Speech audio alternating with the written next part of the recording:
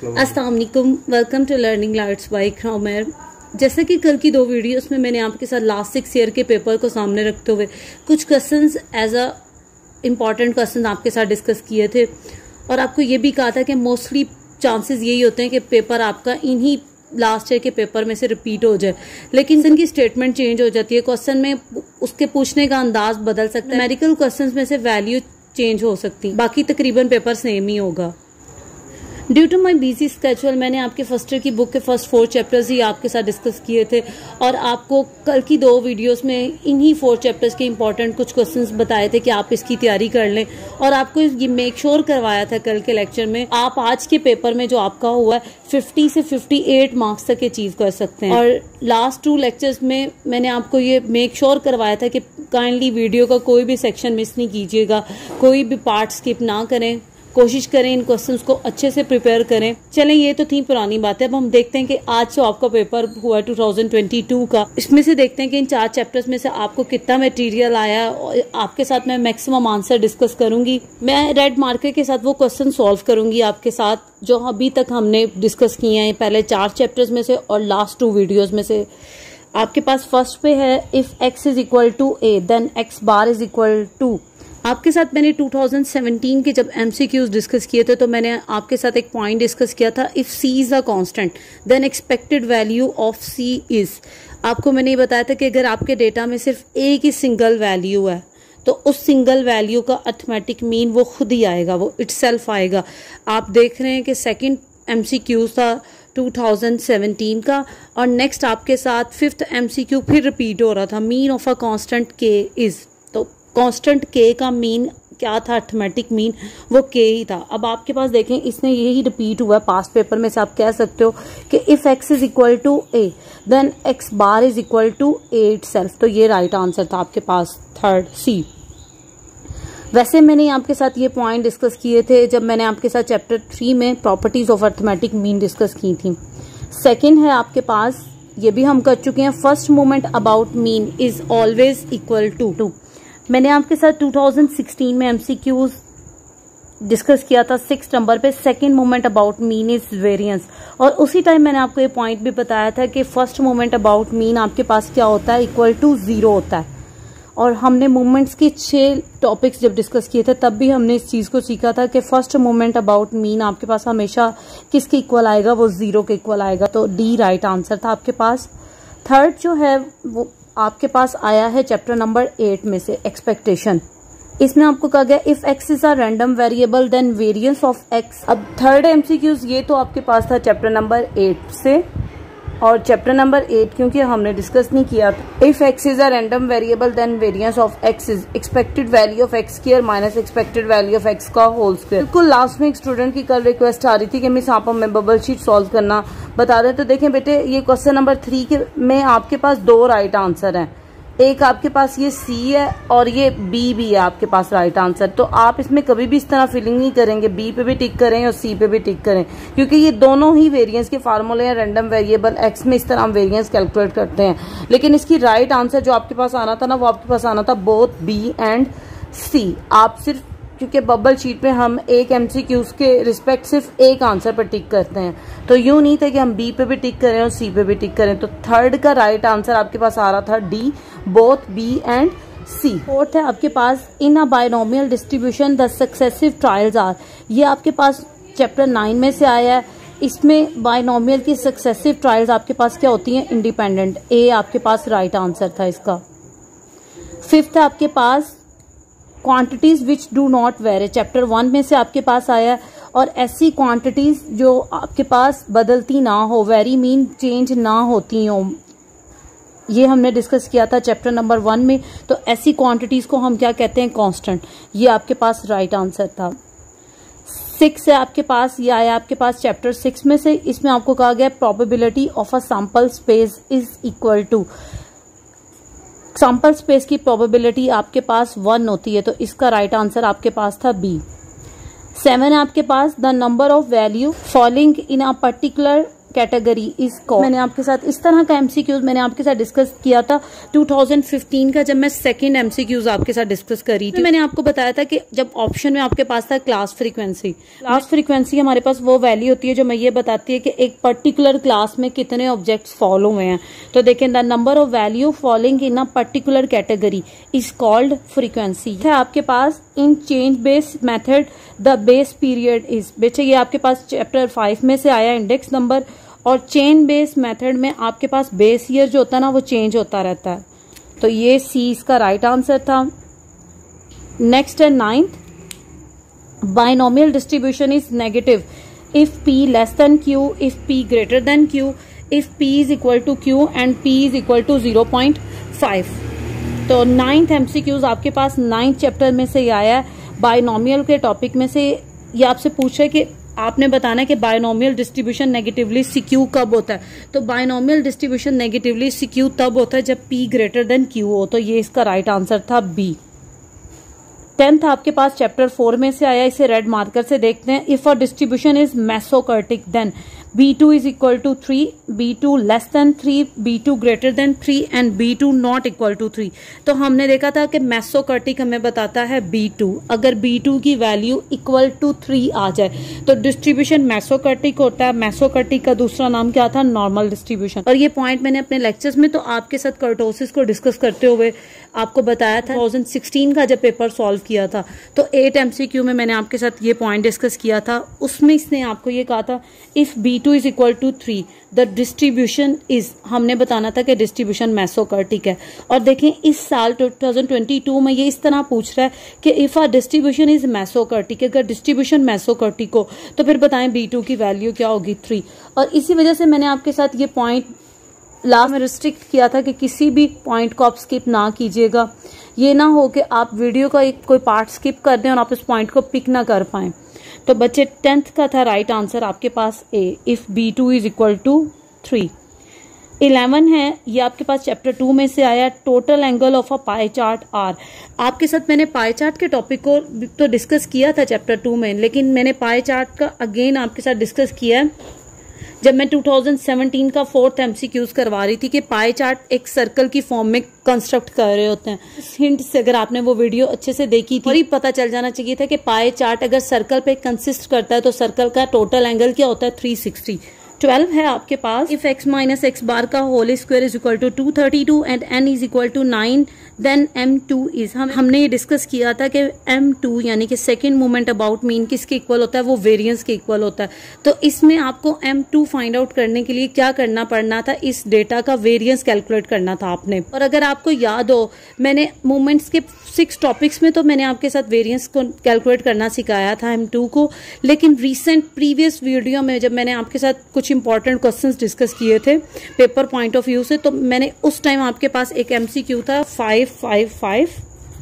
तो मैंने बताया था कि इस तरह के डेटा का वेरिएंस आपके पास क्या आता है? 0 आता है। और मैंने आपके साथ रीजन भी डिस्कस की थी कि क्यों वेरिएंस 0 होता है, क्योंकि हम ये फार्मूला यूज कर रहे होते हैं x माइनस एक्स बार का whole square divided by n। तो ये मैंने वेरियस का फार्मूला आपके साथ रिसेंटली ही डिस्कस किया था। तो बच्चे देखें, अब आपके पास सम of x minus x bar का होल स्क्वायर इसने प्रोवाइड किया था 232। आपने लिखना था 232 डिवाइडेड बाय n था आपके पास 9। तो आपके पास m2 आ जाना था second moment about mean. 232 divided by 9, ये आपके पास m2 की वैल्यू आ रही थी 25.78 और ये आपके पास राइट आंसर बन रहा है बी 25.78। ये आपके पास राइट आंसर था इसका 12 का। अब देखें, जैसे आपके पास 13 आपसे पूछा गया geometric mean of 2 and 8 is. तो देखें, ये मैंने आपके साथ डिस्कस किया था 2016 में MCQs था जो मैंने तो सिलेक्ट कर लिए थे पेपर पॉइंट ऑफ व्यू से कुछ इंपॉर्टेंट MCQs इन 6 ईयर के पेपर में से। तो इस वजह से नंबरिंग मैंने अपने अकॉर्डिंग सेटल्ड की थी, क्योंकि मैंने चैप्टर वाइज डेटा कलेक्ट किया था। आपके पास 5 है, geometric mean of 2, 4 and 8 is. तो मैंने आपको बताया था 3 वैल्यूज हैं तो आप थर्ड रूट लोगे। तो बेटे देखें, इसमें आपके पास 2 and 8 2 वैल्यूज थी, तो आपने पहले तो इन दोनों को मल्टीप्लाई करना था और 2 वैल्यूज के लिए हमने सीखा था कि जस्ट हम अंडर रूट लगाएंगे। तो ये आपके पास आ रहा था अंडर रूट 8 2 16। तो ज्योमेट्रिक मीन हमारे पास क्या आ रहा था। अब आप देखिए 16 को आप लिख सकते थे 4 का स्क्वायर, अब स्क्वायर रूट को काट देगा तो आपके पास 4 राइट आंसर था। तो 13 का आंसर आपके पास था 4। नेक्स्ट आपके पास है 14, the index given by summation Pn Qn divided by summation P naught Qn is Lasphere index number, Paasches index number, value index number या Fisher index number। तो ये आपके पास था Paasches index number, इसका राइट आंसर था आपके पास ये B। Next आपके पास 15, समेशन x आपको दिया गया था 400 और x बार की वैल्यू आपको दी गई थी 25, आपने n फाइंड आउट करना था। तो मैंने आपको बताया था कि जब भी आपको इस तरह का डेटा दिया जाए जो गिवन वैल्यूज हैं, सबसे पहले आपने वो लिखनी है। समेशन x आपके पास था 400 और x बार की वैल्यू थी आपके पास 25, आपने n फाइंड आउट करना था।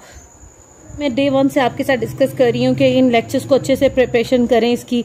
आपका मोस्टली पेपर इसमें से सॉल्व होता है और 50% से ज़्यादा पेपर सॉल्व होता है। तो देखें ये आपके पास चैप्टर 3 में से MCQs आया है, लेकिन थोड़ा सा इसने चेंज करके आपको दिया है। ये देखें लेक्चर नंबर 75 में मैंने आपके साथ ये पॉइंट डिस्कस किए थे कि जब ये आपको मीन और नंबर ऑफ वैल्यूज दे रहा है, देखें इसमें क्वेश्चन में आपको इसने n 20 दिया था और मीन 42 प्रोवाइड किया था, तो हमने सम ऑफ x फाइंड आउट किया था।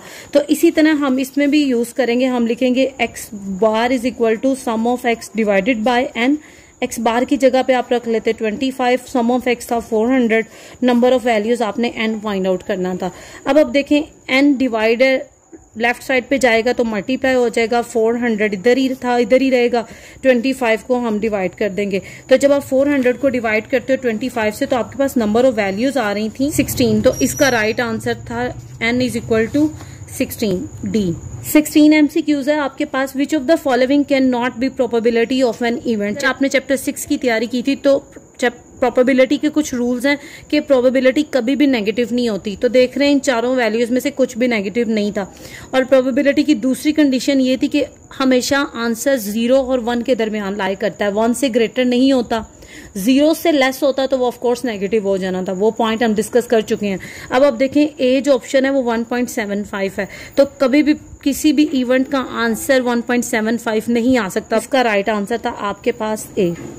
लास्ट है आपके पास 17, आपसे कहा गया है expected value of x minus expected value of x is equal to.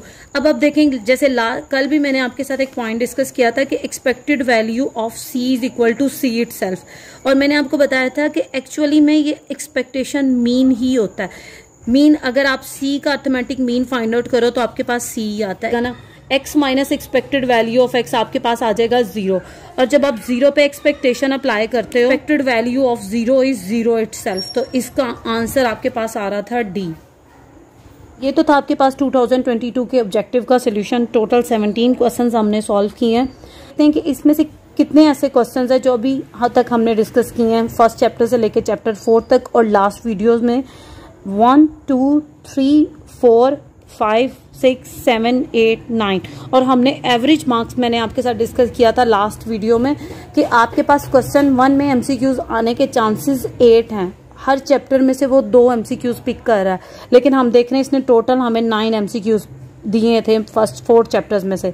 तो अगर आपने ये फर्स्ट 4 चैप्टर्स अच्छे से किए हैं तो आपके मार्क्स अचीव हो सकते हैं। अब आपने मुझे कमेंट सेक्शन में लास्ट में बताइए 17 MCQs में से आपने कितने MCQs ठीक किए हैं और कितने मार्क्स आपके आ सकते हैं। सेकंड क्वेश्चन है, आपने 8 क्वेश्चन अटेम्प्ट करने थे जब आपको टोटल 12 क्वेश्चन प्रोवाइड किए गए थे, 8 2 16, और इसमें हमने डिस्कस किया था कि मैक्सिमम हमें 8 क्वेश्चंस आने के चांसेस हैं चैप्टर 1 से लेकर चैप्टर नंबर 4 तक, या मिनिमम 7 से कम नहीं हो सकते, 8 से ज़्यादा नहीं हो सकते आपके पास।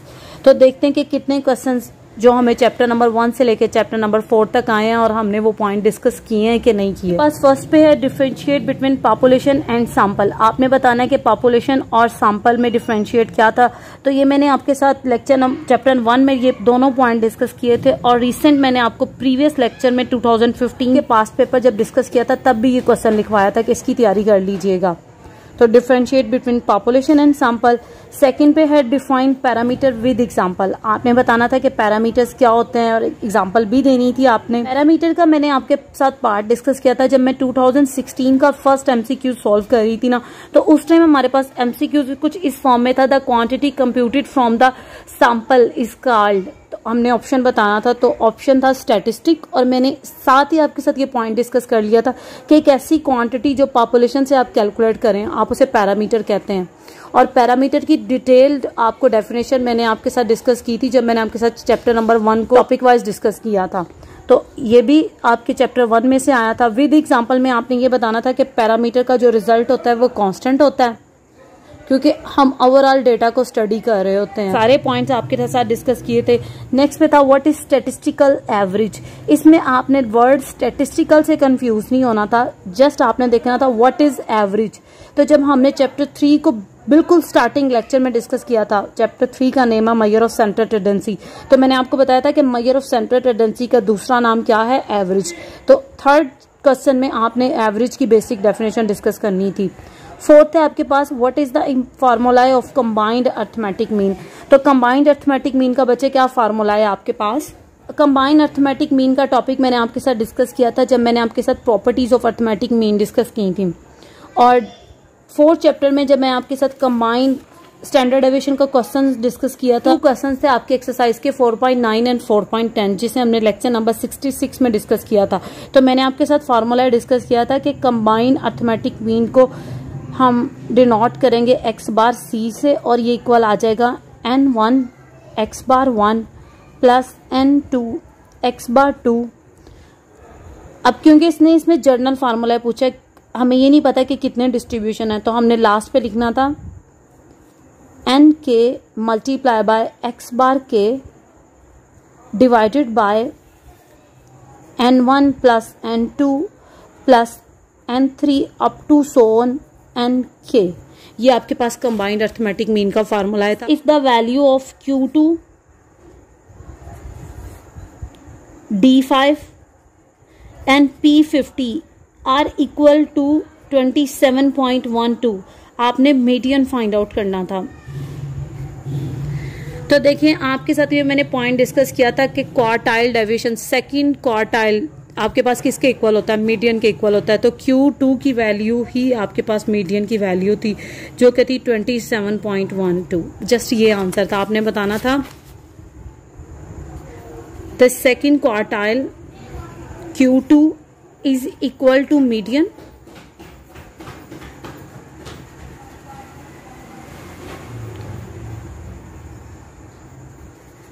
और डिटेल में आप डिस्कस करते तो आप लिख देते बिकॉज Q2 आपके पास इक्वल आता है L plus H by F 2n by 4 minus सी।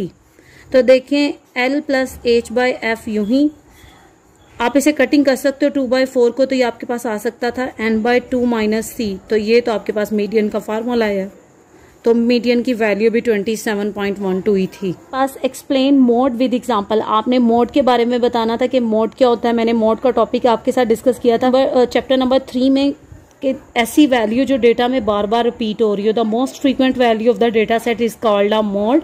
और आप इसकी एग्जांपल दे सकते थे, जैसे वर्ड स्टैटिस्टिक्स में आप बता देते कि मोड क्या होता है, और साथ मोड का एक फार्मूला मेंशन लाजमी करते हैं। नेक्स्ट है 7, एवरेज इज इक्वल टू 70। क्या था, एवरेज है आपके पास 70। एवरेज की बात कर रहा है तो ये अर्थमेटिक मीन आपको दे रहा था x bar is equal to 70। Number of values को n कहते हैं, n था 5। आपने sum of the values find out करनी थी, तो सम ऑफ द वैल्यूज आपके पास नहीं। ये पॉइंट पिक करना था, वी नोड ऐड करके स्टेट करते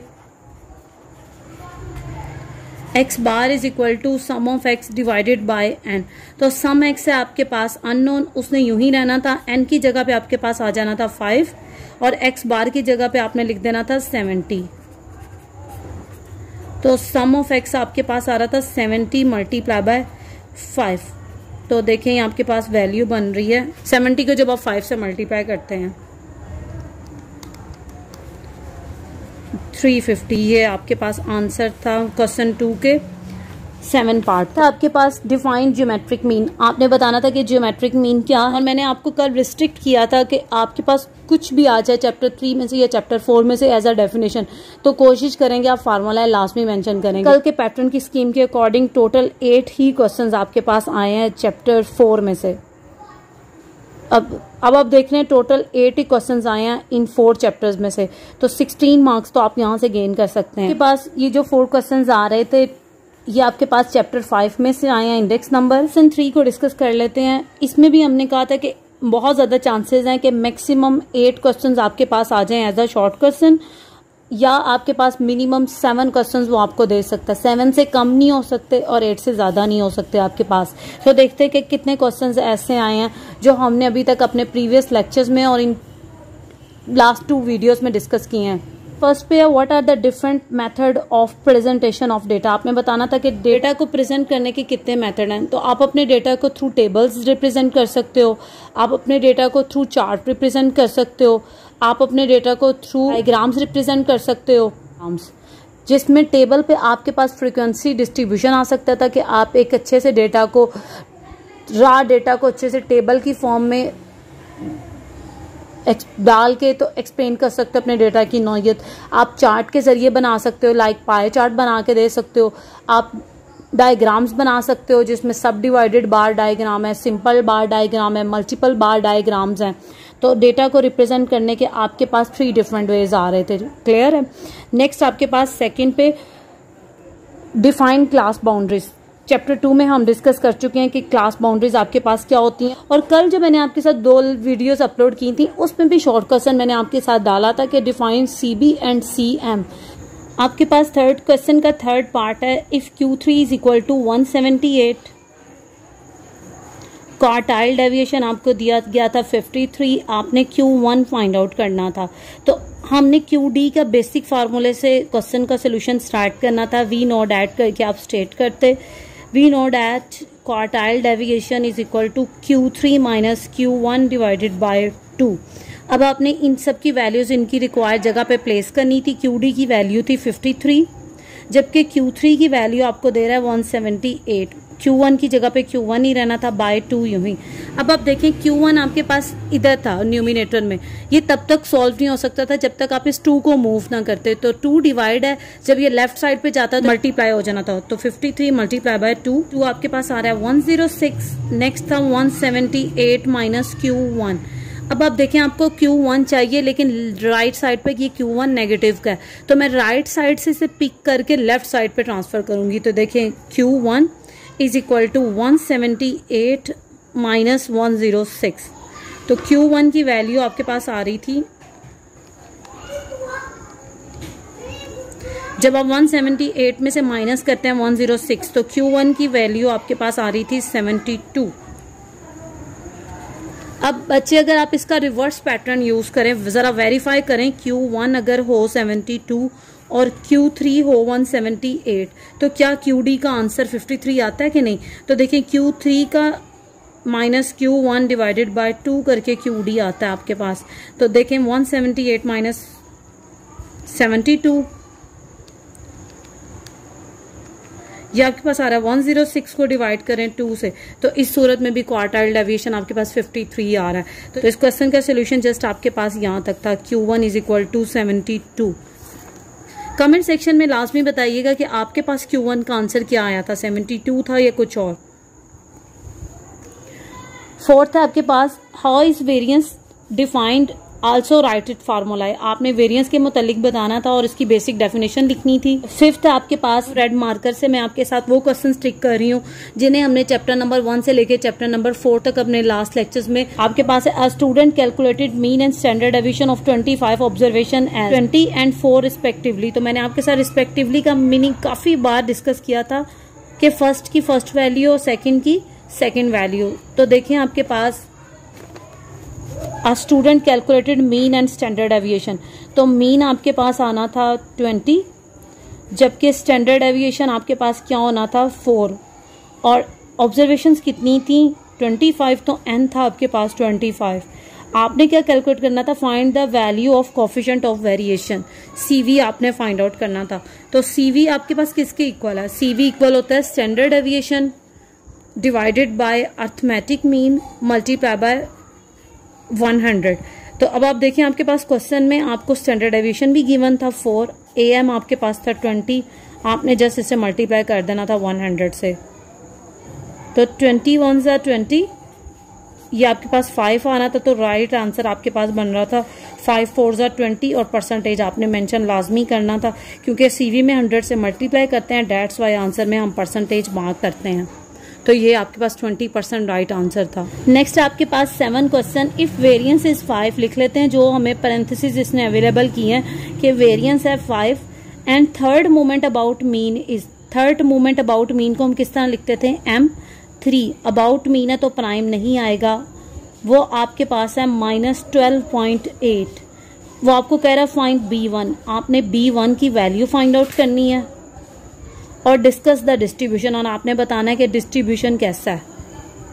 अब आप देखते हैं कि लेक्चर नंबर 70 में मैंने आपके साथ √B1 का फार्मूला डिस्कस किया था which is equal to M3 divided by M2 का आपने पहले क्यूब लेना था देन अंडर अप्लाई करना था। अब आप देखें आप √B1 का फार्मूला लिखेंगे which is equal to M3 divided by M2 का क्यूब देन अंडर रूट।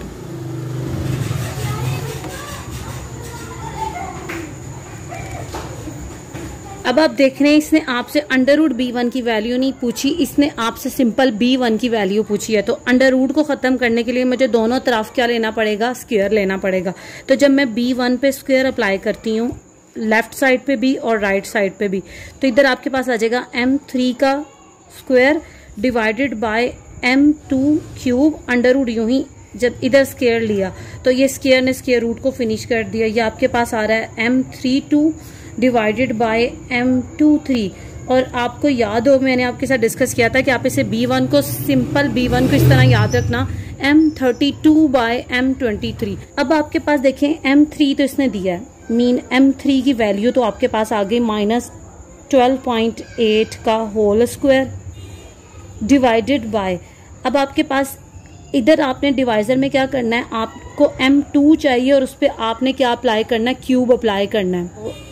क्या वेरिएंस आपके पास सेकेंड मोमेंट अबाउट मीन के इक्वल नहीं होता, वेरिएंस बराबर है M2, तो M2 आपके पास क्या आ गया 5 के इक्वल।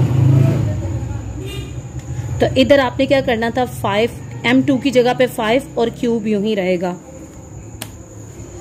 अब आप देखें B1 आपने पिक किया, माइनस का स्क्वायर हो तो वैल्यू पॉजिटिव, 12.8 का स्क्वायर आपके पास आ रहा है 163.84। डिवाइजर में आपने 5 का क्यूब एक्सपेंड करना है, तो 5 का क्यूब आपके पास आ रहा है 125।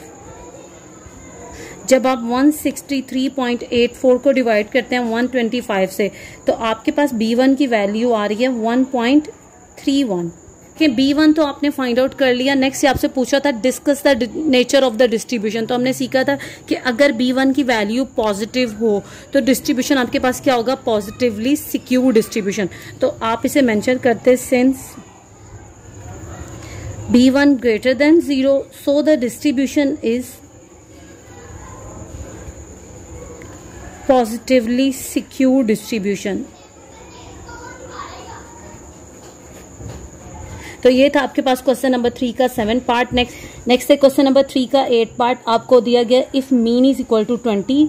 जो वैल्यूज इसने प्रोवाइड की हैं, मैंने आपके साथ ये हिंट डिस्कस किया था कि आप सबसे पहले तो उन वैल्यूज को लिखें। मीन इसने दिया 20, मॉड इसने आपको प्रोवाइड किया है 15 और and coefficient of skewness. Coefficient of skewness को आप किससे रिप्रेजेंट करते थे, आप एस और सबस्क्रिप्ट में के आता था, एस के जिसे बोलते थे, वो इसने आपको दिया इज इक्वल टू 1। आपको नेक्स्ट कह रहा है देन फाइंड वेरिएंस, आपने वेरिएंस फाइंड आउट करना है। अब आपने वो फार्मूला स्टेट करना है जिसमें ये चारों वैल्यूज कनेक्टेड हो, मीन हो, मोड हो, एसके और वेरिएंस हो। अब आपकी इसके पास बेहतरीन हिंट ये थी कि आपने एसके के फार्मूले अपने माइंड में क्लिक करने थे। तो देखें लेक्चर नंबर 70 में ही मैंने आपके साथ ये पॉइंट डिस्कस किया था। अब देखें इसके इन वैल्यूज के अकॉर्डिंग आपके पास ये फर्स्ट फार्मूला सेट हो रहा है। लेकिन डिवाइजर में आपके पास एस है, आपको इधर वेरिएंस चाहिए, तो कोई नहीं, हम एस निकालते हैं और स्क्वायर करेंगे तो वेरिएंस आ जाएगा। अब देखेंगे सेकंड कर्ल पर्सन का सेकंड फार्मूला तो नहीं अप्लाई हो सकता था, क्योंकि आपके पास मीन था, एक तो आपके पास एस अननोन था, लेकिन आपके पास मीडियन भी नहीं था, तो ये फार्मूला आपने यूज करना था। Curl Pearson of coefficient is को अगर याद हो तो मैंने आपसे रिक्वेस्ट की थी कि कोशिश कीजिएगा मूवमेंट का कोई भी लेक्चर मिस ना करें। तो आप देख सकते हैं कि मूवमेंट में से कितने टॉपिक कवर हो रहे हैं। The Karl Pearson coefficient of skewness is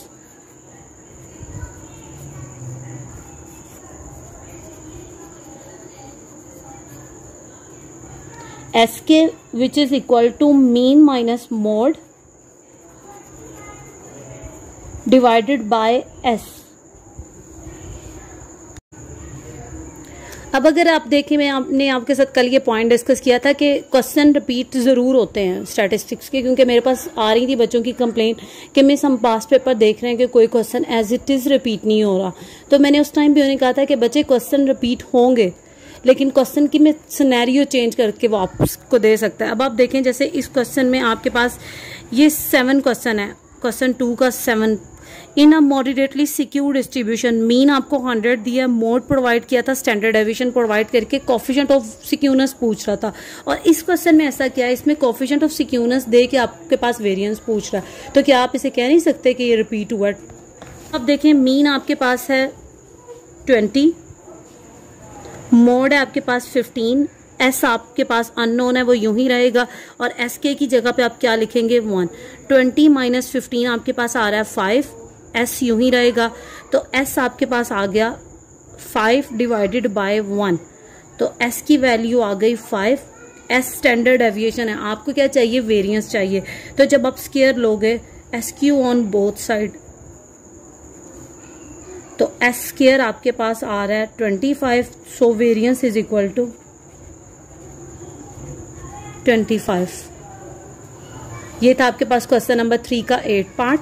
question number 3 में भी हमने यही डिसाइड किया था कि टोटल 7 या 8 क्वेश्चंस हैं, तो आप देख रहे हैं इन चारों चैप्टर्स में से आपके पास टोटल 8 क्वेश्चंस आए हैं। 16 मार्क्स यहाँ से गेन हो रहे हैं, 16 मार्क्स आपके पास यहाँ से गेन हो रहे हैं। और कितने MCQs आए हैं, 9 MCQs आए हैं 2022 के इस एनुअल पेपर में आपके पास पहले 4 चैप्टर में से। नेक्स्ट लॉन्ग क्वेश्चन में से देखते हैं कि चैप्टर 3 और चैप्टर 4 में से आपके पास क्या आया है। 2 पार्ट्स हैं, क्वेश्चन नंबर 6 के भी 2 पार्ट हैं। जैसा कि हमने डिस्कस किया था कि क्वेश्चन नंबर 5 दोनों पार्ट आपके पास चैप्टर 3 में से आएंगे। तो देखें, दोनों ये चैप्टर 3 के टॉपिक है, मीन भी और क्वार्टाइल भी, अपर क्वार्टाइल Q3 भी। और चैप्टर क्वेश्चन नंबर 6 के बारे में मैंने आपको बताया था कि 2 पार्ट की डिवीजन इस तरह होगी कि एक पार्ट आपके पास मूवमेंट से पहले जो टॉपिक्स है ना, यानी कि स्टैंडर्ड डेविएशन तक, वहां तक आएगा, उन टॉपिक्स में से एक पार्ट सिलेक्ट होगा। और सेकंड पार्ट मैंने आपको बताया था कि मूवमेंट से लेकर एंड तक, और आपको पता है मूवमेंट से लेकर एंड तक मूवमेंट्स ही चलते हैं, सिक्यूनेस एंड कर्टोसिस, इनमें से एक टॉपिक आएगा। तो देख रहे हैं 6 का बी पार्ट आपके पास कोफिशिएंट ऑफ सिक्यूनेस है। इन 2 क्वेश्चंस का कंप्लीट सोल्यूशन मैं आपके साथ नेक्स्ट लेक्चर में डिस्कस करूंगी इस वीडियो के पार्ट 2 में। अब आप देख रहे हैं क्वेश्चन नंबर 5 के भी दोनों पार्ट्स आपके पास आए हैं चैप्टर नंबर 3 में से, और टोटल मार्क्स हैं इसके 8। और क्वेश्चन नंबर 6 के भी दोनों पार्ट आए हैं चैप्टर नंबर 4 में से, और इसके भी टोटल मार्क्स हैं आपके पास 8। अब हम देखते हैं कि कितना पेपर आपके पास आया इन फर्स्ट 4 चैप्टर में से और लास्ट 2 वीडियोस में से। तो ये आपके पास आए क्वेश्चन नंबर 2 में से, क्वेश्चन 2, क्वेश्चन 3 में से भी 16 मार्क्स का paper, question number 1 mean MCQs में से 9 मार्क्स का पेपर, और क्वेश्चन नंबर 5 की सूरत में आपके पास आया 8 मार्क्स का पेपर, और क्वेश्चन नंबर 6 की सूरत में आपके पास फिर 8 मार्क्स का पेपर आया। तो टोटल देखते हैं कितने मार्क्स का पेपर आया इन फर्स्ट 4 चैप्टर्स में से।